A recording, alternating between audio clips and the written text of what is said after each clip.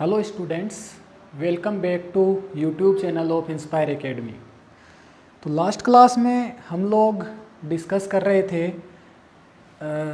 Approximate conservation laws के बारे में, और उसमें हमने iso spin, third component of iso spin, strangeness, charge conjugation, time reversal, hyper charge और टाइम रिवर्सल, इन सब के बारे में हमने डिस्कस किया था। आज हम स्ट्रेंज पार्टिकल की कुछ प्रॉपर्टीज़, मेनली दो प्रॉपर्टीज़ होती है, उनके बारे में डिस्कस करते हैं। उसके बाद न्यूट्रल के मेसॉन्स के डीके में सीपी, जो चार्ज कंजुगेशन और पेरिटी का कंबाइन ऑपरेशन है, उसका वोलेशन पढ़ेंगे। इसके बाद सीपीटी थ्योरम देखेंगे क्या होती है। उसके बाद रेजोनेंट पार्टिकल्स और रेजोनेंस के बारे में थोड़ा डिस्कस करेंगे। इसके बाद SU3 सिमेट्री के बारे में थोड़ा सा डिस्कस करेंगे। तो देखते हैं, सबसे पहले हम बात करें स्ट्रेंज पार्टिकल्स की। तो स्ट्रेंज पार्टिकल की बेसिकली दो मेन प्रॉपर्टी होती है।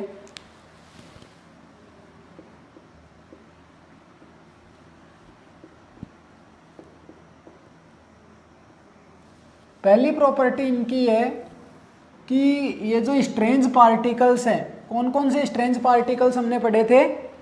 हाइपरॉन्स, जिनकी स्ट्रेंजनेस पार्टिकल्स की नेगेटिव में होती है, और दूसरा कायोन्स। तो कायोन्स की स्ट्रेंजनेस पॉजिटिव में हमने कैलकुलेट भी की थी। हाइपरॉन्स में अपने पास सिग्मास थे, कैस्केड थे, लैम्डा नॉट और ओमेगा माइनस, जबकि कायोन्स में के प्लस और के जीरो। तो जो स्ट्रेंज पार्टिकल्स है, उन स्ट्रेंज पार्टिकल्स का जो प्रोडक्शन होता है वो पेयर्स में होता है। कभी भी एक स्ट्रेंज पार्टिकल प्रोड्यूस नहीं होता। तो इंपॉर्टेंट चीज़ है, ध्यान रहे। तो इसमें क्या है, जो particles, strange particles produces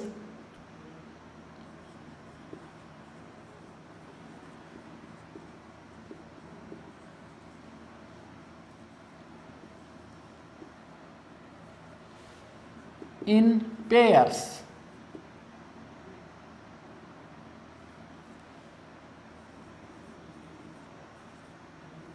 never single. इसका मीनिंग क्या है कि सिंगल स्ट्रेंज पार्टिकल कभी प्रोड्यूस नहीं होगा। दूसरी इंपॉर्टेंट प्रॉपर्टी इसकी क्या है कि जो स्ट्रेंज पार्टिकल है, उनका जो प्रोडक्शन होगा वो तो स्ट्रॉन्ग इंटरेक्शन के थ्रू होगा, और उनका जो डीके होगा वो वीक इंटरेक्शन के थ्रू होगा। तो ये दूसरा इंपॉर्टेंट पॉइंट इसका है, प्रोडक्शन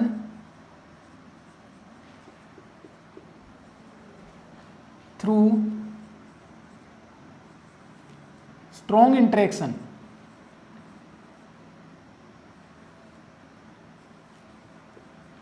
और डीके वाया वीक इंटरेक्शन। लेकिन इसके अंदर एक एक्सेप्शन है, और वो एक्सेप्शन किसका है? सिग्मा जीरो का। तो ये एक एक्सेप्शन है, ध्यान रहे। ये पार्टिकल है, इसका डीके वीक इंटरेक्शन के थ्रू नहीं होता। एक ही एक्सेप्शन है इसमें। तो यहाँ पे हम एक एग्जांपल ले सकते हैं इसका।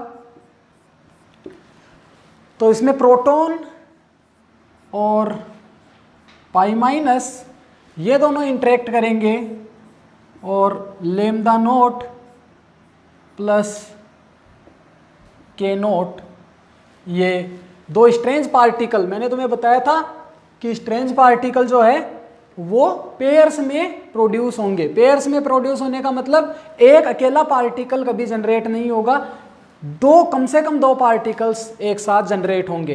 तो ये जो इंटरेक्शन है, ये इंटरेक्शन स्ट्रॉन्ग इंटरेक्शन है।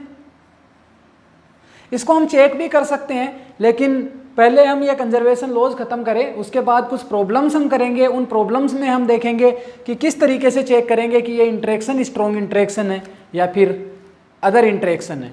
ओके, तो यहाँ पे जो लैम्डा नॉट है, इस लैम्डा नोट का जो डीके होगा वो वीक इंटरेक्शन के थ्रू होगा, और किस किस में होगा, प्रोटॉन प्लस पाई माइनस में, और जो के नोट है इसका डीके भी वीक इंटरेक्शन के थ्रू होगा, और वो किस में होगा, pi minus plus pi plus में। तो ये एक एग्जांपल मैंने तुम्हें बताया कि स्ट्रेंज पार्टिकल है वो पेयर्स में प्रोड्यूस होते हैं, और दूसरा इनका प्रोडक्शन होगा वो स्ट्रॉन्ग इंटरेक्शन के द्वारा, और डीके किस में होगा, वीक इंटरेक्शन के थ्रू होगा। और स्ट्रेंजनेस कैसे कैलकुलेट करते हैं वो सारी चीज़ें हमने लास्ट क्लास में डिस्कस कर ली थी। ओके, तो इसके बाद नेक्स्ट पार्ट अपने पास है, वो है सीपी वॉइलेशन फॉर न्यूट्रल के मेसोन्स। चार्ज पेरिटी और पेरिटी का कंबाइन ऑपरेशन को हम क्या कहेंगे, सीपी ऑपरेशन। तो न्यूट्रल के मेसोन्स के डीके में इसका वॉइलेशन देखा गया।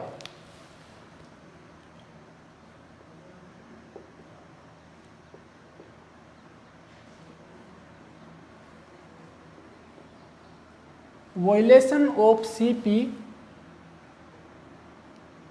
in the decay of neutral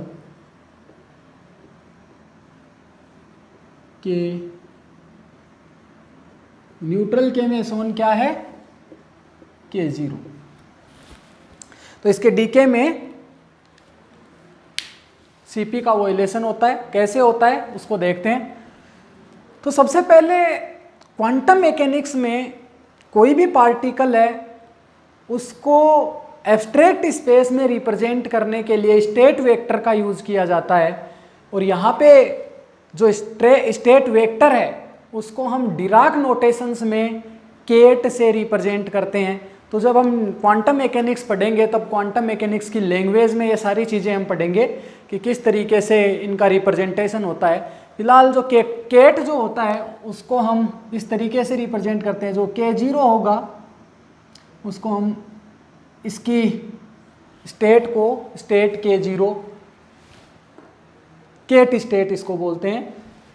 और अगर इस K0 स्टेट पे Cp को ऑपरेट करें तो C और P का कंबाइन ऑपरेटर जो बनेगा उसकी आइगेन वैल्यू क्या होगी।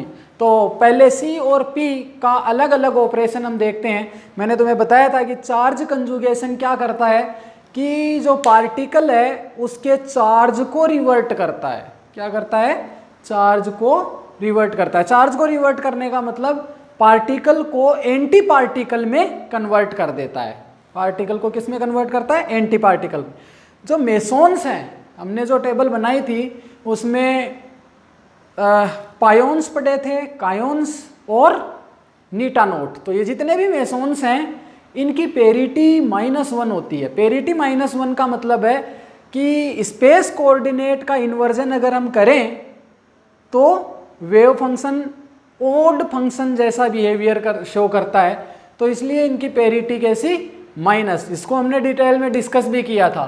तो अगर इस पे पेरिटी ऑपरेटर अगर हम ऑपरेट करें K0 पे तो हमें क्या मिलेगा, -K0, राइट, -K0। स्टेट तुम्हें सेम मिलेगी क्योंकि मैंने तुम्हें बताया था psi of -x -y -z is equal to either psi of XYZ और माइनस साई ऑफ XYZ। तो इसका मतलब या तो माइनस से मल्टीप्लाई होगा या फिर प्लस से मल्टीप्लाई होगा, स्टेट सेम मिलेगी। तो ये तुम्हारे पास पेरिटी ऑपरेटर है। तो पेरिटी ऑपरेटर की आइगेन वैल्यू क्या हो सकती है, या तो +1 और या फिर -1। और इस स्टेट के लिए पेरिटी की आइगेन वैल्यू कितनी होगी, -1। ओके, अब अगर हम चार्ज कंजुगेशन ऑपरेटर इस स्टेट पे ऑपरेट करें तो हमें क्या मिलेगा, तब हमें मिलेगा, देखो मैंने तुम्हें बताया था कि चार्ज कंजुगेशन ऑपरेटर क्या करता है, स्टेट को, ये जो पार्टिकल है उसको एंटी पार्टिकल से रिप्लेस कर दिया जाता है। पार्टिकल को एंटी पार्टिकल से रिप्लेस कर दिया जाता है। अब अगर हम कंबाइन ऑपरेशन करें, कंबाइन ऑपरेशन क्या, C P किस पे, K0 पे। और यही काम अगर हम K0 बार के लिए, इसका एंटी पार्टिकल क्या है, K0 बार। तो मैंने तुम्हें बताया था पेरिटी, ये K0 क्या है, बोसॉन पार्टिकल। तो boson and anti boson have same parity. इसका मतलब अगर पेरिटी ऑपरेटर हम K0 बार पे ऑपरेट करें तो भी हमें क्या मिलेगा, -K0 बार। ओके। और चार्ज कंजुगेशन ऑपरेटर अगर K0 बार पे ऑपरेट करें तो ये क्या करता है, इसको एंटी पार्टिकल में कन्वर्ट कर देता है। तो एंटी पार्टिकल इसका क्या होगा, ये। अब CP ऑपरेशन हम अप्लाई करें किस पे, इस स्टेट K0 पे, तो हमें क्या मिलेगा, पहले क्या होगा, पहले ये चार्ज कंजुगेशन यहाँ पे, पेरिटी ऑपरेटर इस पे ऑपरेट होगा तो क्या मिलेगा, माइनस सेम स्टेट K0 और -1 है वो कांस्टेंट है। ठीक है, तो इसको हम यहाँ से बाहर ले सकते हैं तो माइनस बाहर आ जाएगा। फिर चार्ज कंजुगेशन ऑपरेटर ऑपरेट होगा K0 पे, तो इसका रिजल्ट हमने यहाँ से देखा क्या देगा, K0 बार, तो -K0 बार। ये तुम्हें मिलने वाला है किसकी वैल्यू, CP की। CP का कंबाइन ऑपरेशन अगर हम K0 पे करें तो ये मिलेगा। ओके। इसके बाद अगर CP का कंबाइन ऑपरेशन K0 बार पे करें तब हमें क्या मिलेगा वो देखें। तो K0 बार पे अगर कंबाइन ऑपरेशन इसका करते हैं तो पेरिटी ऑपरेटर K0 बार पे ऑपरेट होने पे क्या देगा, तो वो हमने कहा माइनस। तो यहाँ से तुम्हें फिर क्या मिलेगा, C यहाँ पे आ जाएगा माइनस और K0 बार स्टेट। अब ये माइनस कांस्टेंट है तो इसको बाहर ले सकते हैं। चार्ज कंजुगेशन ऑपरेटर ऑपरेट करेगा K0 बार पे और यहाँ से ये K0 बार पे अगर ये ऑपरेट करेगा तो क्या देगा, K0 देगा, तो माइनस स्टेट K0। तो यहाँ से हम देखते हैं कि ये CP ऑपरेटर है, ये CP ऑपरेटर है, वो इस स्टेट पे ऑपरेट होने के बाद इस स्टेट को ही चेंज कर देता है। इसका मतलब ये जो K0 बार है या फिर यहाँ से कहे K0 है, ये दोनों ही इस C और P के कंबाइन ऑपरेशन के ऑपरेटर की आइगेन स्टेट्स नहीं हैं, क्योंकि ये स्टेट्स को चेंज कर देता है। अगर हमें सेम स्टेट वापस मिलती मल्टीप्लाई विथ कांस्टेंट तब हम इसको आइगेन वैल्यू इक्वेशन बोलते। लेकिन यहाँ पे ये हम देख रहे हैं कि ये CP K0 बार पे ऑपरेट होके इसकी स्टेट को चेंज कर दे रहा है और ये CP K0 पे ऑपरेट होके इस स्टेट को वापस चेंज कर दे रहा है। तो इसका मतलब ये K0 और K0 बार CP की आइगेन स्टेट्स नहीं है। तब हम एक नई स्टेट डिफाइन करते हैं और वो नई स्टेट्स क्या है उनको देखते हैं।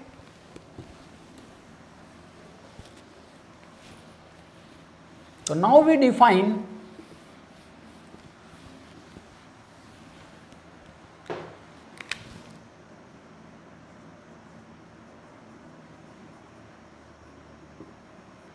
टू स्टेट्स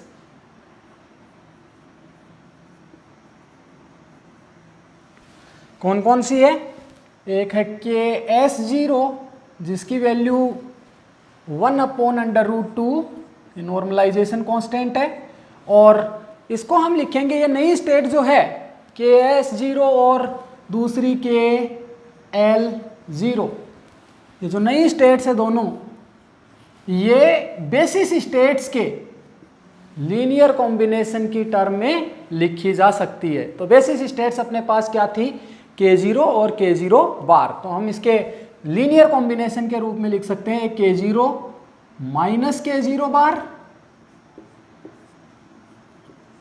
और KL0 को कैसे डिफाइन कर दें, 1/√2 K0 प्लस K0 बार। ओके, तो ये दो स्टेट्स हैं। अब चेक करते हैं कि अगर C और P का कंबाइन ऑपरेशन इन दोनों स्टेट्स पे अगर हम ऑपरेट करें तो हमें क्या मिलता है। ठीक, तो सबसे पहले CP ऑपरेटर ऑपरेट करें बेसिक कंसेप्ट वही है, पेरिटी ऑपरेटर। इस पे ऑपरेट किसी भी कायोन पे K0 पे ऑपरेट करेंगे तो पेरिटी की वैल्यू -1। चार्ज कंजुगेशन क्या करेगा, पार्टिकल को एंटी पार्टिकल में कन्वर्ट कर देगा। तो देखें सबसे पहले 1/√2 कांस्टेंट है, किस पे ऑपरेट कर रहे हैं, KS0 पे। ओके, तो 1/√2 कांस्टेंट है, इसको हमने बाहर ले लिया। अब चार्ज पेरिटी ऑपरेट करें किस पे, K0 माइनस K0 बार पे। तो सबसे पहले इसको लिखेंगे 1/√2। ध्यान से देखिए, अब C और P का कंबाइन ऑपरेशन K0 पे करेंगे, माइनस C और P का combine operation K0 combine operate K0 bar पे करेंगे। तो यहाँ से तुम्हें क्या मिलेगा, 1/√2 पेरिटी ऑपरेटर इस पे ऑपरेट होके माइनस देगा और चार्ज कंजुगेशन ऑपरेटर इस स्टेट को, इस पार्टिकल को एंटी पार्टिकल में कन्वर्ट कर देगा। तो क्या आएगा, माइनस का K0 बार। फिर यहाँ से देखें माइनस, और पेरिटी ऑपरेटर इस पे ऑपरेट होके माइनस देगा तो माइनस माइनस प्लस, फिर चार्ज कंजुगेशन इस K0 बार को क्या करेगा, K0 में कन्वर्ट कर देगा। तो ये K0 ये मिलेगा। इसको हम क्या लिखेंगे, सेम स्टेट में वापस मिल गई। तो CP ऑपरेटर अगर हम ऑपरेट करें किस पे, KS0 स्टेट पे, तो हमें मिलेगा 1/√2। और ये स्टेट जो हमें मिल रही है, ये स्टेट क्या है, K0 माइनस K0 बार, और 1/√2 मल्टीप्लाई करेंगे तो KS0। तो यह आएगा प्लस का KS0। ओके, तो +1।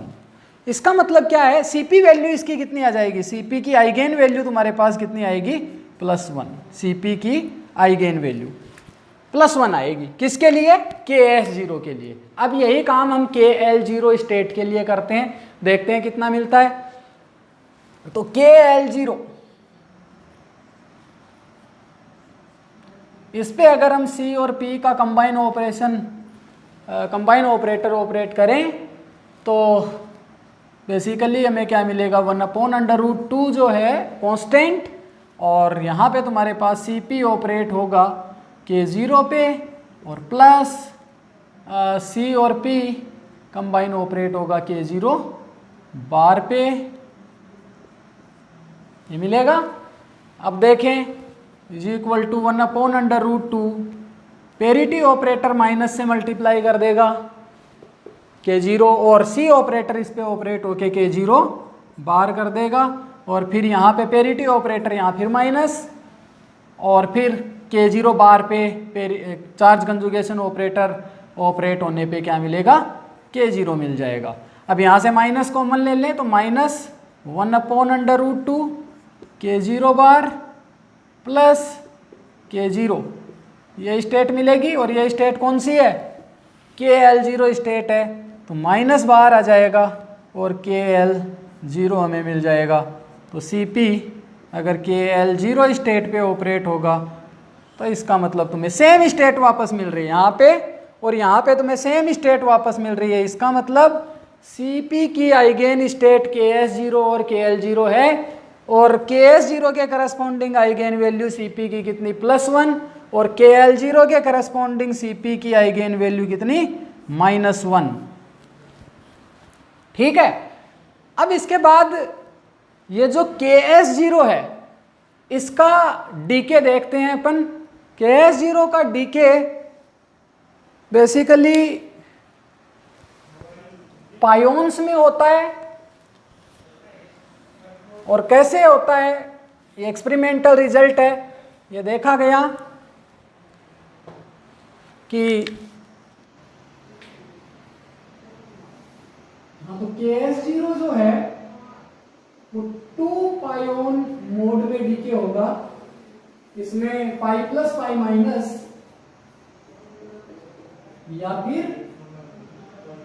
पाई 0 पाई 0। तो यहाँ पे अगर KS0 के लिए हम देखें, KS0 का जो डीके होगा वो 2 पाई मोड में होगा, या तो पाई प्लस पाई माइनस या फिर पाई जीरो पाई जीरो। तो KS0 के लिए अगर हम देखें तो Cp की वैल्यू हमारे पास कितनी आ रही थी, +1। तो Cp is equal to +1 for KS0।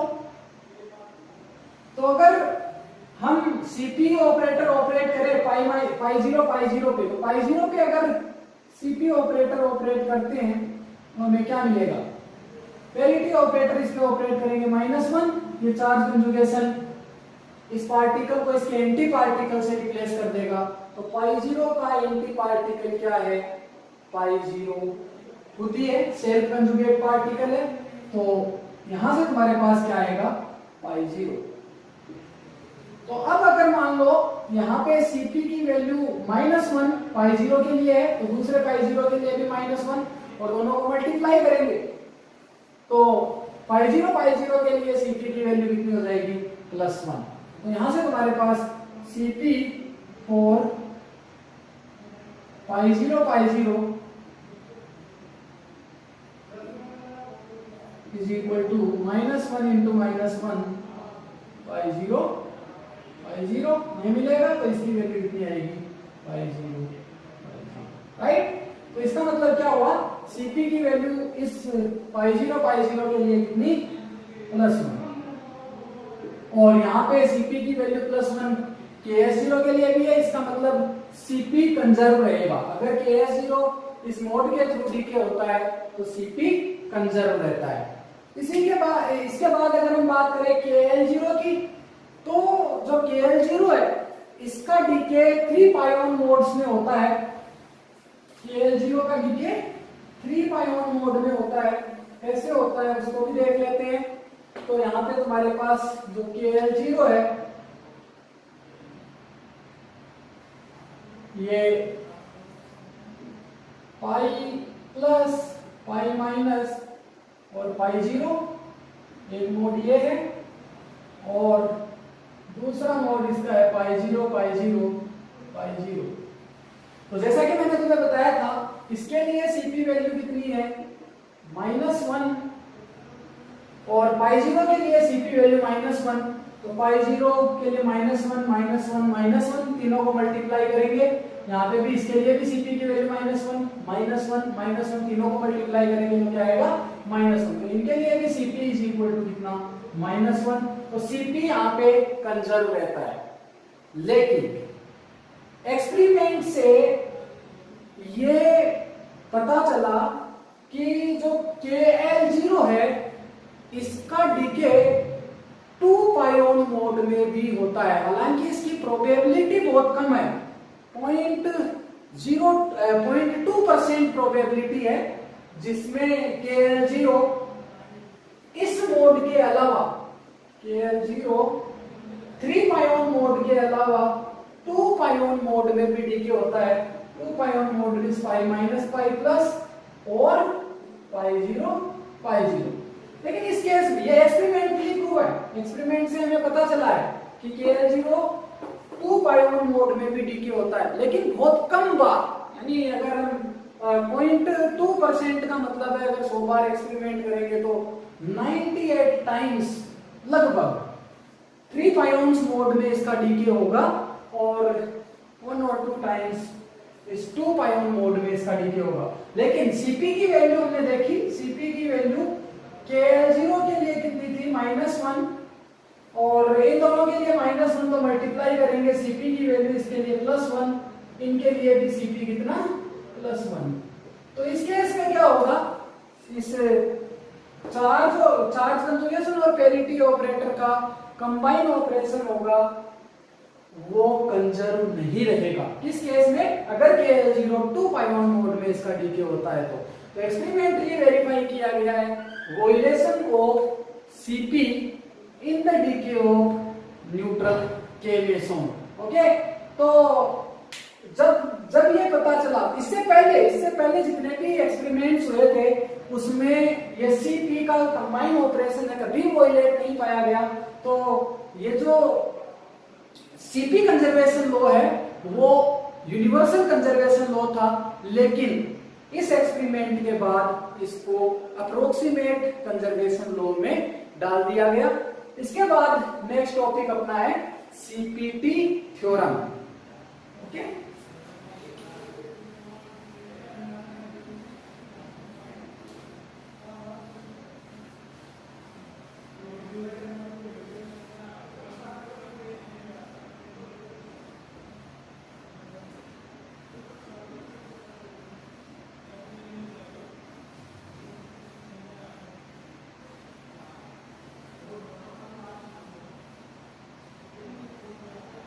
Next topic अपने पास है CPT theorem.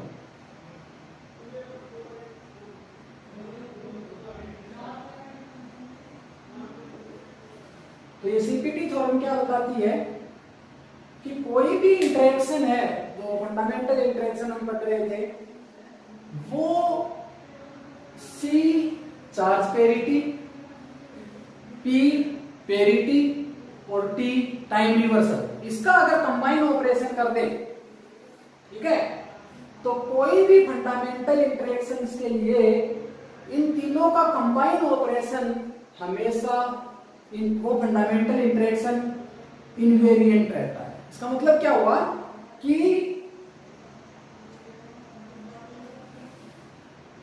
The combine operation of the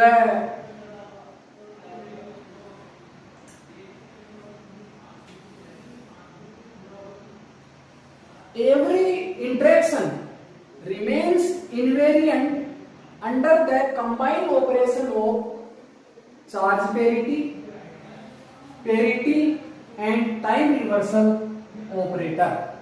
in दोनों का कंबाइन ऑपरेशन अगर हम कर दें तो कोई भी फंडामेंटल इंटरेक्शन होगा वो इनवेरिएंट होगा। अगर किन्हीं दो का कंबाइन ऑपरेशन देखें और इंटरेक्शन इनवेरिएंट नहीं रहे तो तीसरा इंटरेक्शन इसको कंपनसेट कर देगा और ये जो सीपीटी का कंबाइन ऑपरेशन होगा वो उसको उसमें इंटरेक्शन क्या होगा, इनवेरिएंट रहेगा। ये सीपीटी थ्योरम का स्टेटमेंट है। तो स्टेटमेंट को हम कैसे लिख सकते हैं कि this theorem states that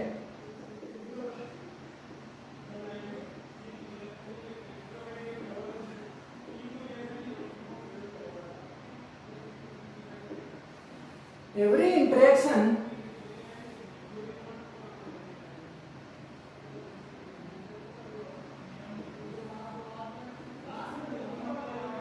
remain invariant under the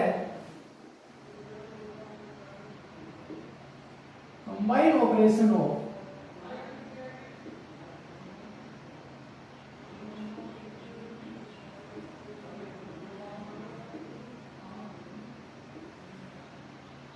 charge conjugation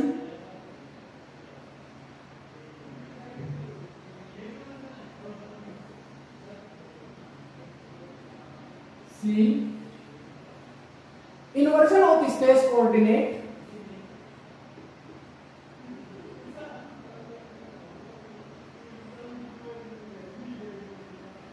inversion of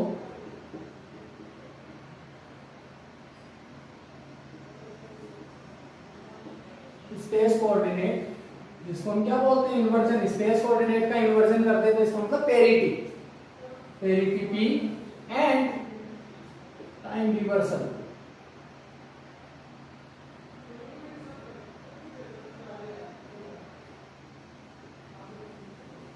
okay, तो this theorem states that every interaction remains invariant under the combined operation of charge conjugation C. Inversion of space coordinate means parity P and time reversal T. Okay? अगर कोई दो operation के under interaction invariant नहीं रहता तो तीसरा operator उसको invariant बना देता है, ठीक है ना। तो if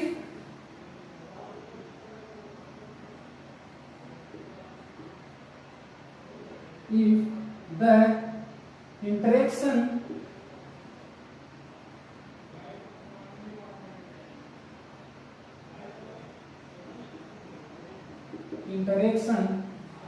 is not invariant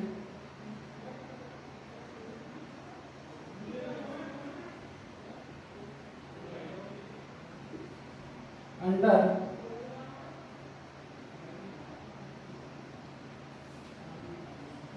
any two operation,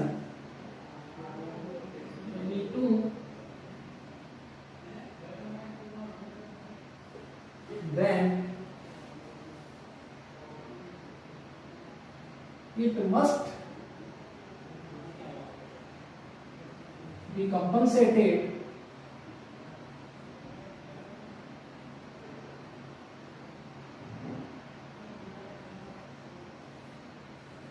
by third one. Okay, तो तीसरे ऑपरेशन से ये कंपनसेट हो जाएगा। इसका मतलब क्या है कि सीपीटी होगा वो इनवेरिएंट, सीपीटी का कंबाइंड ऑपरेशन में इंटरेक्शन इनवेरिएंट रहेगा। ओके, तो इसका no violation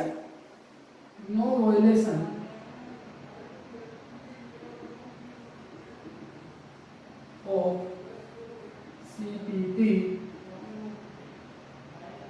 has been observed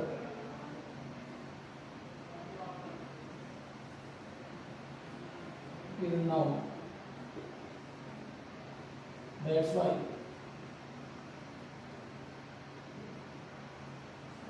it is in the category of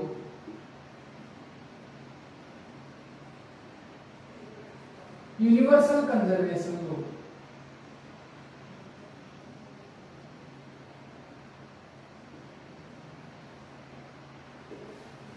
okay, तो ये तुम्हारे पास सीपीटी थ्योरम का स्टेटमेंट है। इसके बाद हम बात करते हैं रेजोनेंट पार्टिकल्स और रेजोनेंस पे।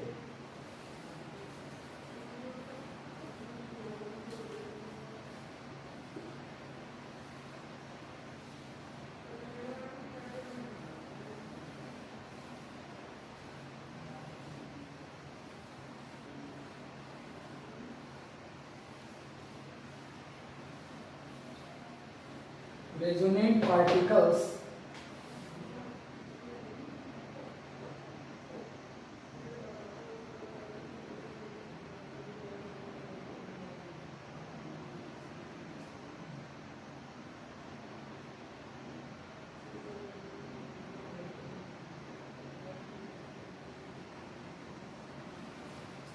तो बेसिकली रेजोनेंट पार्टिकल्स कौन से पार्टिकल्स होंगे? वे पार्टिकल्स जो प्रोड्यूस होने के बाद उनका डीके न्यूक्लियर लाइफ टाइम में ही हो जाता है। इसका मतलब क्या हुआ?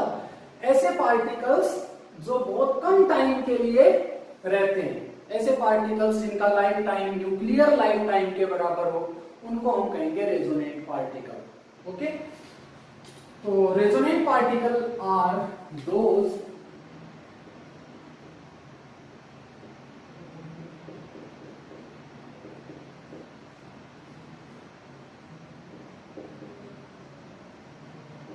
whose lifetime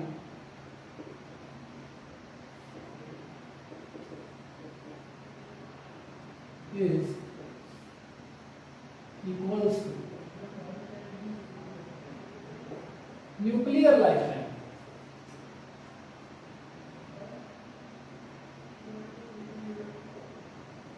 इसका मतलब कितना? 10⁻⁻23 सेकेंड। न्यूक्लियर लाइफ टाइम इतना ही है। इसका मतलब ऐसे पार्टिकल क्या होंगे? Short lived particles, short lived particles होंगे। तो अगर इनका लाइफ टाइम बहुत कम है तो इनके मास को और लाइफ टाइम को एक साथ मेजर नहीं किया जा सकता due to short life time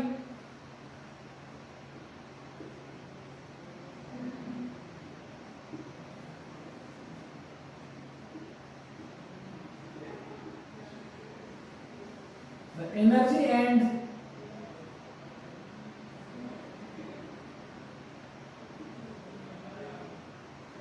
energy जो डायरेक्टली मास से रिलेटेड होती है, एनर्जी एंड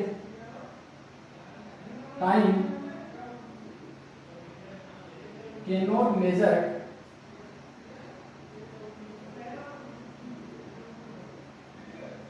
simultaneously.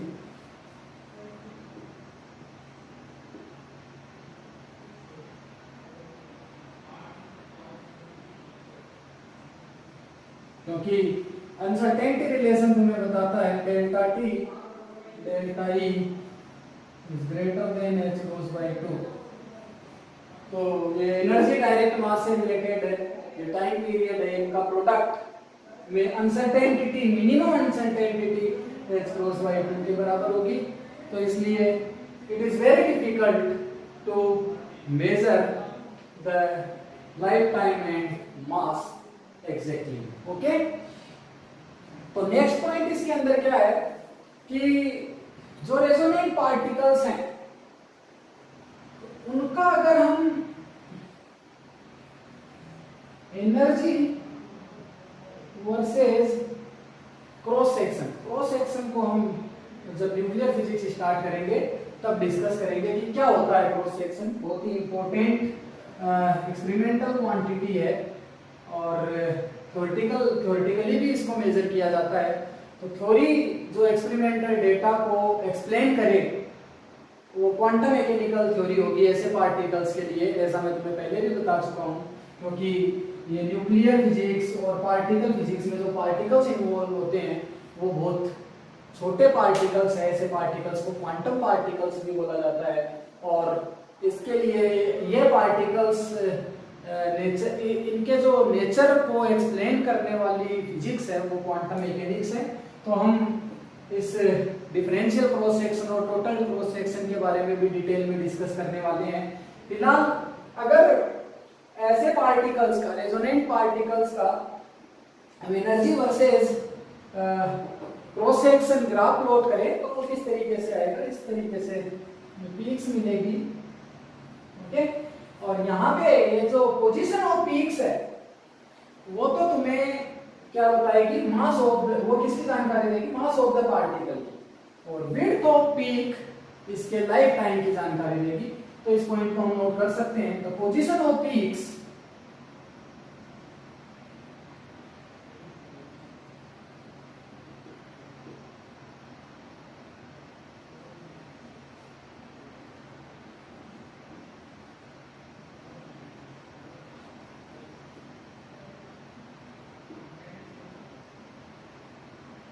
किसमें, सिग्मा वर्सेस ई में प्रोवाइड द इंफॉर्मेशन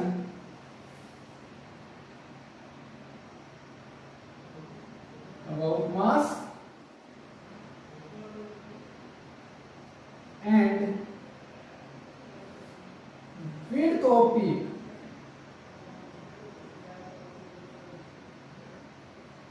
किसमें, वापस सिग्मा वर्सेस ई प्लॉट में प्रोवाइड्स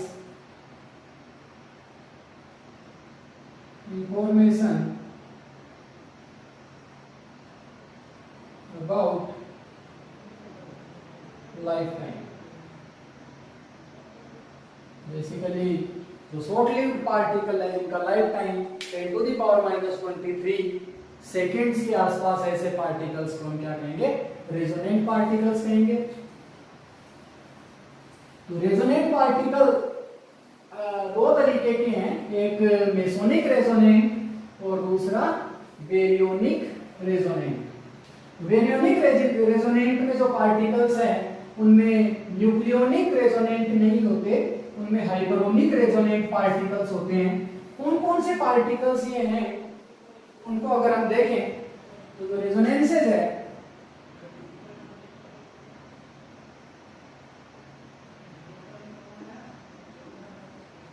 बेसिकली दो टाइप के, मेसोनिक और दूसरा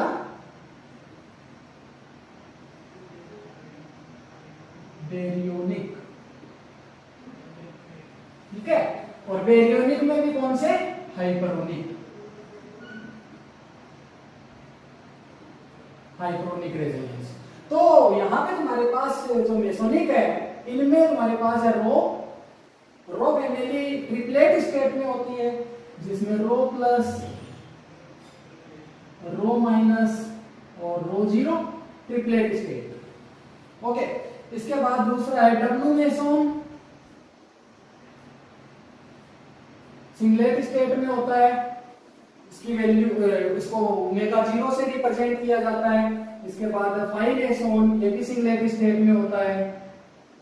और लास्ट तुम्हारे पास इसके अंदर है रेजोनेंट ऑफ के मेसोन, जिसमें तुम्हारे पास के प्लस स्टार और के जीरो स्टार, ये रेजोनेंट पार्टिकल्स हैं। हालांकि ये जो के मेसोन्स हैं इनकी जो प्रॉपर्टीज है वो सारी की सारी सेम प्रॉपर्टीज है जैसी हमने के मेसोन्स पढ़े थे क्लासिफिकेशंस में। प्रॉपर्टी सेम है, लेकिन ये पार्टिकल्स बहुत कम टाइम के लिए लेबोरेटरीज में क्रिएट किए जा सकते हैं या प्रोड्यूस होते हैं, ठीक है। तो लेबोरेटरीज में भी इनको प्रोड्यूस किया जा सकता है स्कैटरिंग एक्सपेरिमेंट्स के द्वारा, लेकिन जब इनकी कैरेक्टरिस्टिक्स को हमें स्टडी करना होता है तब इनको प्रोड्यूस किया जा सकता है, करते हैं साइंटिस्ट लोग। लेकिन ये जो इनका लाइफ टाइम है वो बहुत कम लाइफ टाइम है, ये 10 to the power minus 23 seconds के ऑर्डर का होता है। तो थोड़ा सा इन चीजों को ध्यान रखें। इसके बाद नेक्स्ट पार्ट जो मैंने तुम्हें बताया वो है हाइपरोनिक रेजोनेंस। हाइपरोनिक रेजोनेंस में तुम्हारे पास कौन कौन से है, सिग्मा स्टार ट्रिपलेट स्टेट में होता है, सिग्मास है तुम्हारे पास यहाँ पे, लेकिन रेजोनेंट पार्टिकल्स भी है सिग्मा स्टार। तो सिग्मा स्टार है, इसमें सिग्मा प्लस, सिग्मा जीरो। हालांकि प्रॉपर्टीज इनकी डिफरेंट होंगी, स्पिन के बारे में भी हम बात करेंगे। ये जो कायोन्स है और वो ये रेजोनेंट कायोन्स है और वो पार्टिकल्स उनका लाइफ टाइम इनके लाइफ टाइम से ज्यादा होता है। तो कुछ इनकी प्रॉपर्टीज डिफरेंट होने की वजह से ये रेजोनेंट की श्रेणी में आते हैं। इसका मतलब इनका लाइफ टाइम तो 10 to the power minus 23 second होगा ही होगा। अदर प्रॉपर्टीज भी उन पार्टिकल्स से डिफरेंट होगी। कैसे डिफरेंट होगी वो हम पढ़ेंगे, SU3 सिमेट्री पढ़ेंगे तब। तो यहाँ पे ये सिग्माज है, sigma plus star, sigma zero star और sigma minus star, triplet state में पाया जाता है। इसके बाद कैस्केड है, इसका भी रेजोनेंट पार्टिकल्स होंगे, ये डबलेट स्टेट में होगा। कौन कौन सी स्टेट्स होंगी, कैस्केड जीरो स्टार और कैस्केड माइनस स्टार, ओके। और इसके बाद इसके अंदर है वो omega minus. Omega minus basically resonant particle है, लैम्डा नॉट रेजोनेंट पार्टिकल है। ये सारे के सारे पार्टिकल तुम्हारे पास रेजोनेंट पार्टिकल है। और ये इनकी ये स्ट्रेंज पार्टिकल और है स्ट्रेंज, क्योंकि जितने भी इलेक्ट्रॉन्स होते हैं वो स्ट्रेंज पार्टिकल्स होते हैं।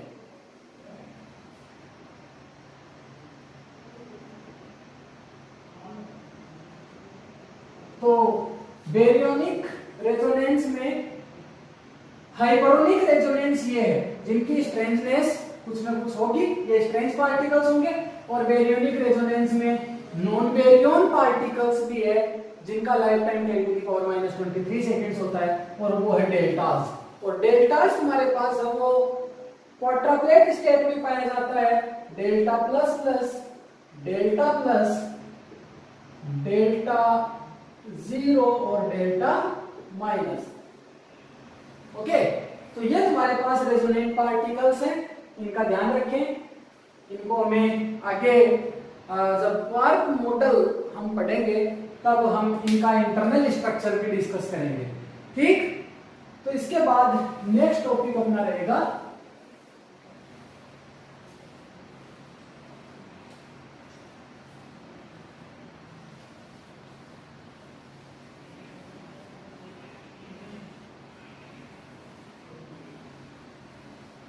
तो नेक्स्ट टॉपिक अपने पास है सिमेट्री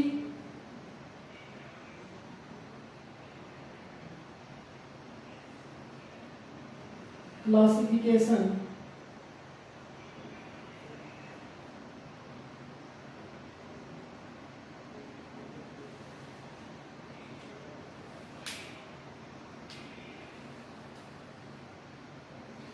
सिमेट्री क्लासिफिकेशन ऑफ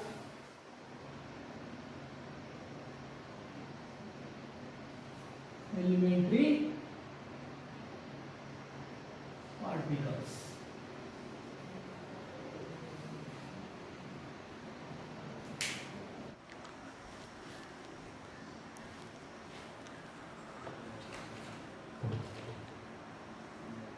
हाँ, तो हम डिस्कस कर रहे थे symmetry classification of elementary particles.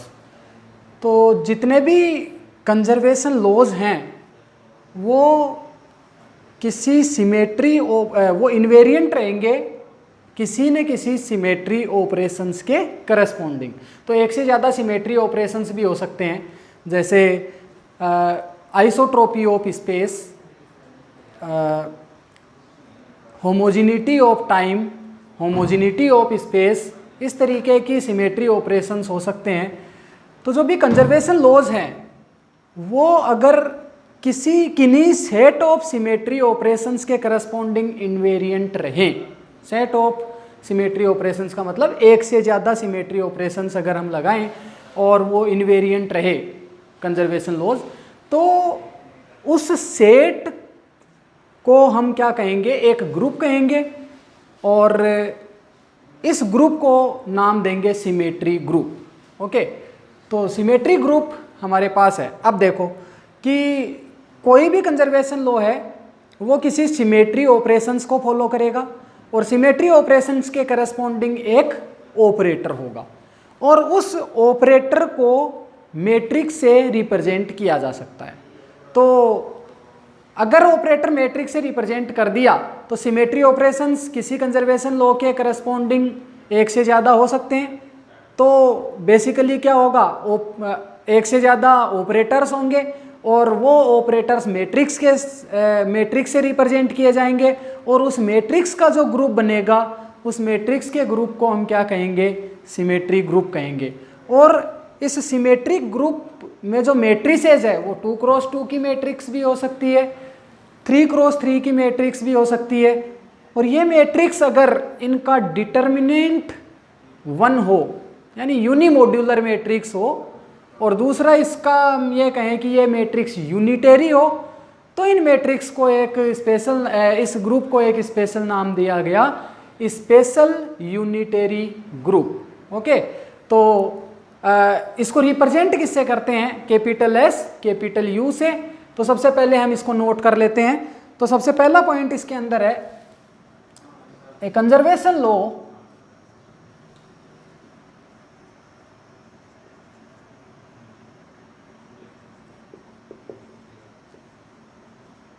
represents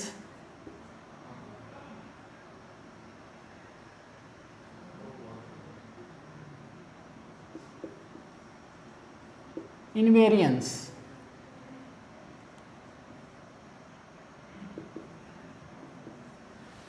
A conservation law represent invariance, और ये जो किसके under,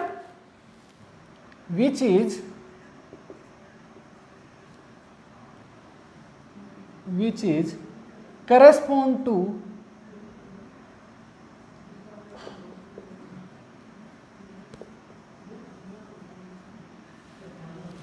symmetry operations।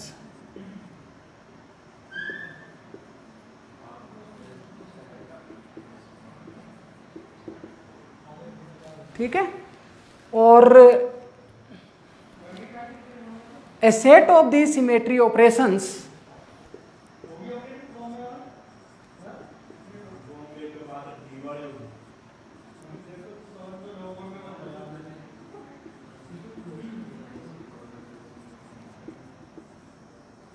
forms a group which is known as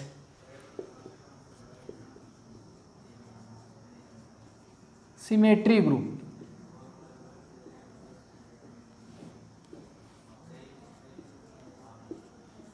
तो हम इसमें क्या कह सकते हैं कि कंजर्वेशन लॉ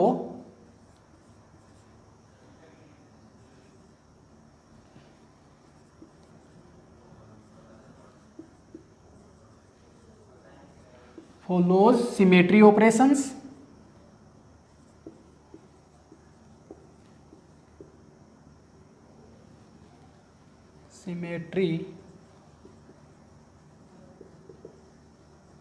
और ये जो सिमेट्री ऑपरेशंस हैं इसके करस्पॉन्डिंग क्या होगा, ऑपरेटर्स, सिमेट्री ऑपरेशंस के करस्पॉन्डिंग क्या होगा, ऑपरेटर्स, इनके करस्पॉन्डिंग ऑपरेटर्स होंगे और ऑपरेटर्स रिप्रेजेंटेड बाय मैट्रिसेस।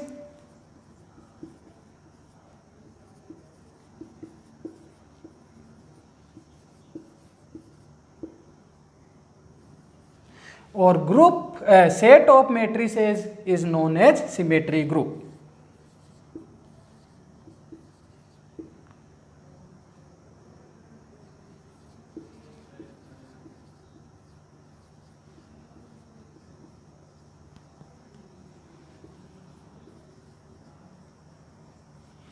तो इसको क्या कहेंगे हम, ग्रुप कहेंगे और नोन एज सिमेट्री ग्रुप लिख सकते हो।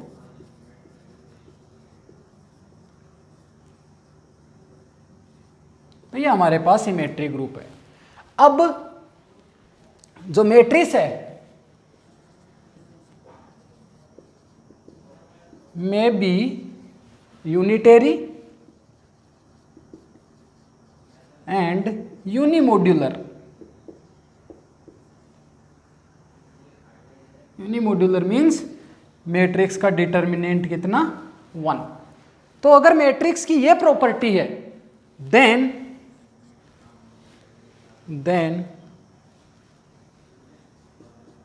it is represented by special unitary group। अगर ये क्वालिटी है तो क्या, यूनिटरी होनी चाहिए मैट्रिक्स और यूनिमोड्यूलर होनी चाहिए, तब इस ग्रुप को क्या कहेंगे, स्पेशल यूनिटरी ग्रुप। और इसको रिप्रेजेंट किससे करेंगे, एस यू से, स्पेशल यूनिटरी। ओके, तो इनका जो नाम दिया गया है SU2 और SU3, ये अलग अलग जो ऑपरेटर्स हैं वो अगर 2x2 की मैट्रिक्स है तो ग्रुप को नाम दिया गया SU2, special unitary group for 2x2 matrix.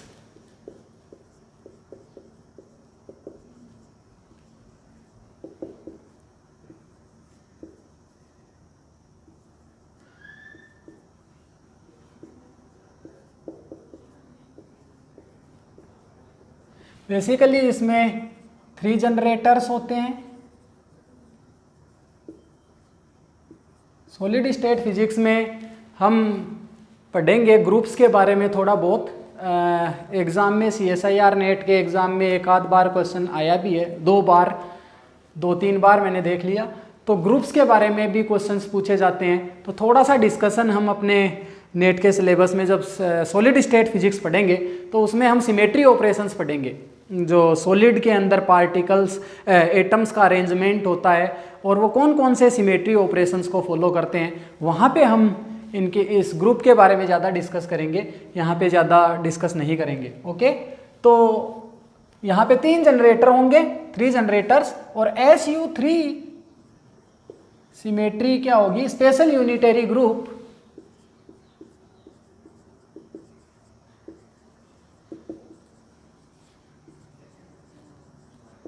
For 3x3 matrix. इसके लिए 3x3 मैट्रिक्स, इसमें तुम्हारे पास 8 जनरेटर्स होते हैं।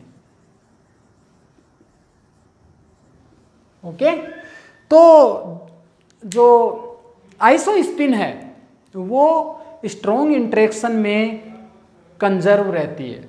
ओके, तो इसका एग्जांपल अगर हम देखें, आइसोस्पिन स्ट्रॉन्ग इंटरेक्शन में कंजर्व रहती है, और जो स्ट्रॉन्ग इंटरेक्शन है वो कंजर्व कब रहता है, जब rotation of isospin operation asymmetry operation हो तब। तो rotation of isospace rotation of isospace symmetry operation में स्ट्रॉन्ग इंटरेक्शन इनवेरिएंट रहता है। इसका मतलब क्या हुआ, इसका मतलब आइसोस्पिन जो है वो, और ये जो सिमेट्री ऑपरेशंस है वो SU2 सिमेट्री के करस्पॉन्डिंग आता है। तो इसका मतलब क्या है, isospin remains invariant under SU2 symmetry operations, है ना, क्योंकि SU2 सिमेट्री ऑपरेशंस में स्ट्रॉन्ग इंटरेक्शन इनवेरिएंट रहता है, इसका मतलब, और आइसोस्पिन स्ट्रॉन्ग इंटरेक्शन में कंजर्व रहती है। तो ध्यान रहे, इसको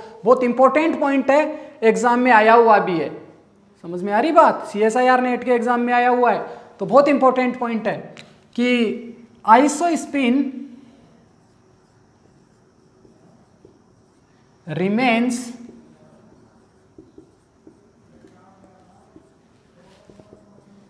invariant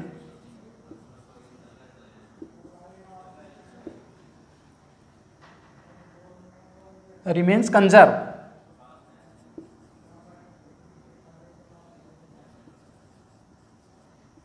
in strong interaction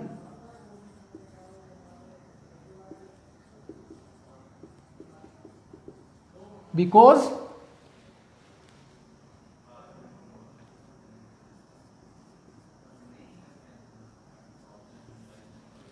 क्यों, क्योंकि स्ट्रॉन्ग इंटरेक्शन है वो रोटेशन ऑफ आइसोस्पिन में इनवेरिएंट रहता है, because of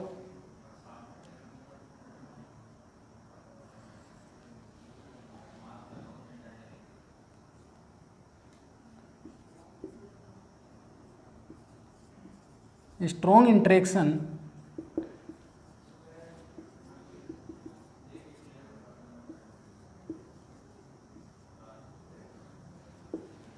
under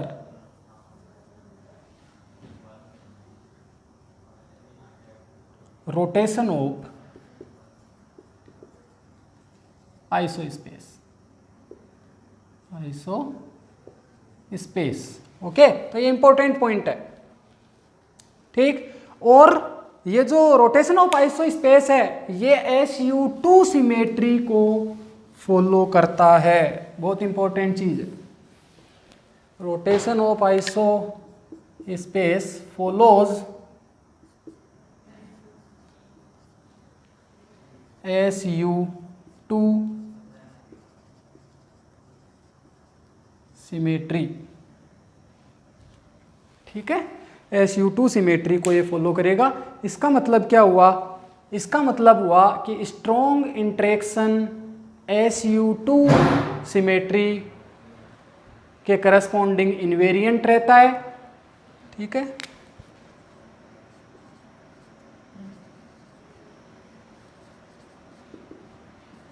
remains invariant under SU2 symmetry, ठीक।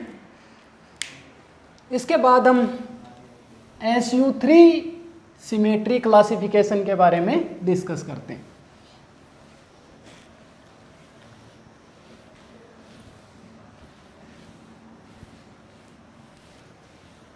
तो SU3 सिमेट्री का मतलब समझ में आ ही गया कि इसमें जो ऑपरेशन होगा, सिमेट्री ऑपरेशन होगा, उसके करस्पॉन्डिंग ऑपरेटर होंगे, और वो ऑपरेटर 3x3 के मैट्रिक्स को रिप्रेजेंट करेंगे, जो कि यूनिटरी मैट्रिक्स होगी, और उनका डिटर्मिनेंट कितना होगा, 1। तो SU3 सिमेट्री क्लासिफिकेशन,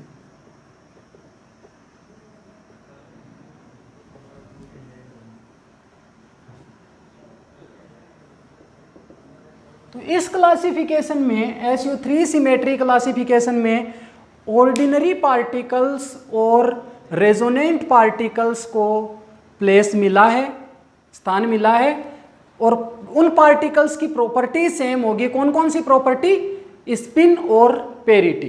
तो ऐसे रेजोनेंट पार्टिकल और ऑर्डिनरी पार्टिकल्स जिनकी स्पिन पेरिटी सेम है, स्पिन और पेरिटी सेम है, उनको SU3 सिमेट्री क्लासिफिकेशन में प्लेस मिला है।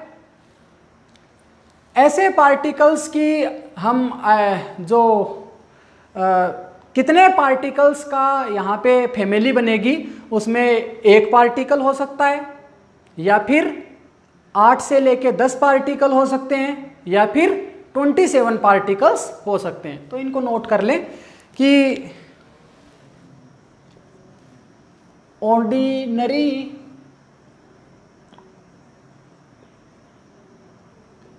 As and resonant particle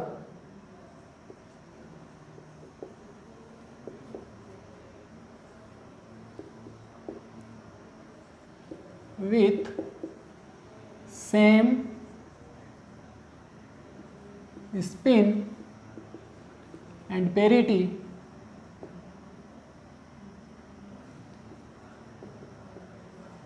find the place in SU3 symmetry classification.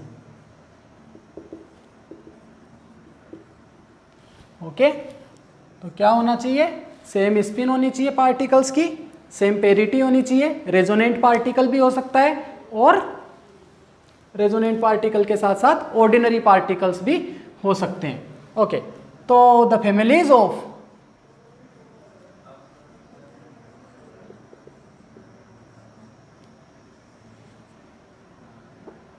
One और 8 to 10 और 27 मेंबर्स।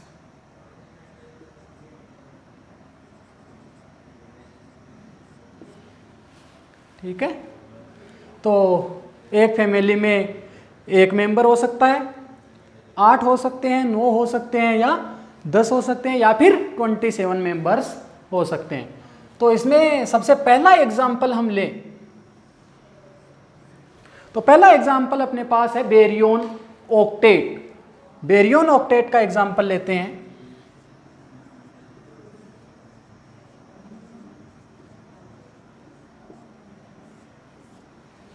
और बेरियन ऑक्टेट में वो पार्टिकल जिनकी जे पाई की वैल्यू, जे मीन्स स्पिन, जे यहाँ पे किसको रिप्रेजेंट कर रहा है? स्पिन को रिप्रेजेंट कर रहा है, और पाई किसको रिप्रेजेंट कर, या पी लिख लो, पेरिटी। तो स्पिन की वैल्यू कितनी? 1/2, और पेरिटी कितनी? प्लस। तो ऐसे पार्टिकल्स इसके अंदर प्लेस होल्ड करेंगे जिनकी स्पिन कितनी है? 1/2, और पेरिटी कितनी? प्लस। इसके मेंबर्स कौन कौन से हैं वो हम देखते हैं। तो सबसे पहले इसमें टोटल 8 मेंबर्स होंगे, 8 मेंबर्स।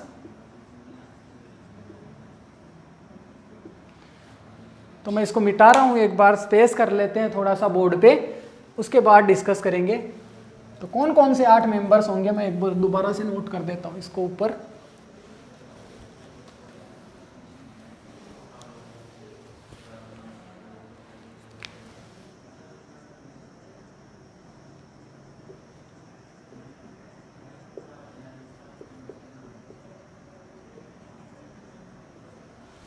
ओके, तो इस फैमिली में जो मेंबर्स है, पार्टिकल्स हैं, कौन कौन से पार्टिकल्स इस फैमिली में है?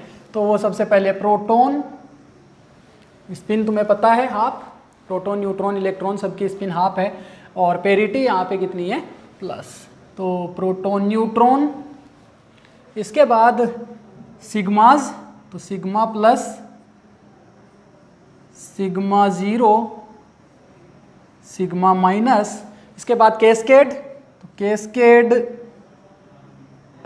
ज़ीरो और कैस्केड माइनस, इसके बाद लेमदा नोट, टोटल कितने हो गए 4 और 4 8। तो इतने पार्टिकल्स यानी 8 पार्टिकल्स यानी 8 मेंबर्स होंगे इस फैमिली में। इन सब की स्पिन हाफ और पेरिटी प्लस। ओमेगा माइनस नहीं आया जी, सारे के सारे वेरियोन्स आ गए ओमेगा माइनस को छोड़ के। ओमेगा माइनस की पेरिटी कितनी है, पेरिटी तो स्पिन उनकी कितनी है 3/2। मैंने तुम्हें बताया था कि जितने भी बेरियोन्स हैं और जितने भी लेप्टॉन्स हैं केवल ओमेगा माइनस को छोड़ के सबकी स्पिन कितनी है 1/2। वो जो हमने क्लासिफिकेशन किया था एलिमेंट टेबल बनाई थी, उस टेबल के अंदर जितने भी पार्टिकल्स थे उनमें और जितने भी बोसॉन्स हैं उनकी स्पिन मैंने तुम्हें बताई थी 0। ओके, तो ये पार्टिकल्स तुम्हारे पास आ गए। इसके बाद यहाँ पे इन पार्टिकल्स की आइसो स्पिन कितनी है, I3 कितना है, बेरियन नंबर कितना है, स्ट्रेंजनेस कितनी है,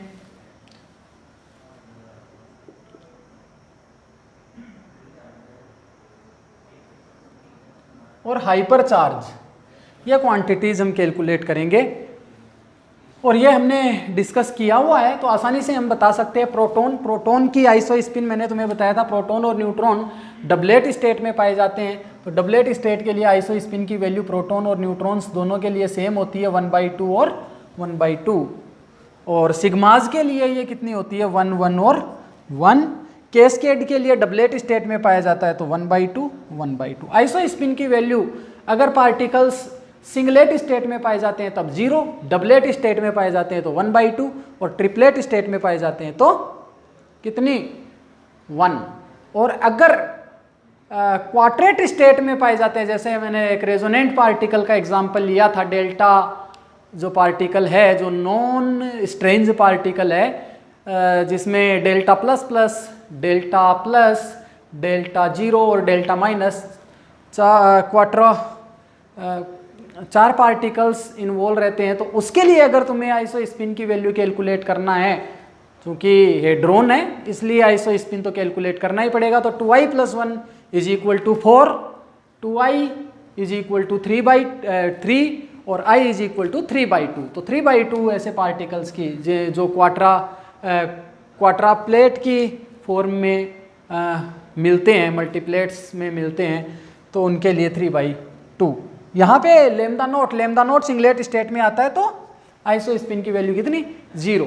I3 की वैल्यू कैलकुलेट करें तो 1/2 के करस्पॉन्डिंग I3 की वैल्यू -1/2 और +1/2। और +1/2 हाईएस्ट चार्ज को असाइन होगी, तो प्रोटॉन पे न्यूट्रॉन से ज़्यादा चार्ज है तो +1/2 यहाँ पे आएगा, -1/2 इसको असाइन होगा। ऐसे ही हमने सिग्मा प्लस के लिए वैल्यू कैलकुलेट करी थी। I की वैल्यू 1 है तो I3 की वैल्यू 1, 0 और -1, हाईएस्ट चार्ज को 1 मिलेगा, उससे कम वाले को 0, उससे कम वाले को -1। और यहाँ पे कैस्केड 0 और कैस्केड -1/2, हाईएस्ट वैल्यू ज़्यादा चार्ज 0 है, ज़्यादा नंबर 0 है, -1 को -1/2 मिलेगा। और यहाँ पे लेमदा नोट के लिए I3 की वैल्यू भी 0।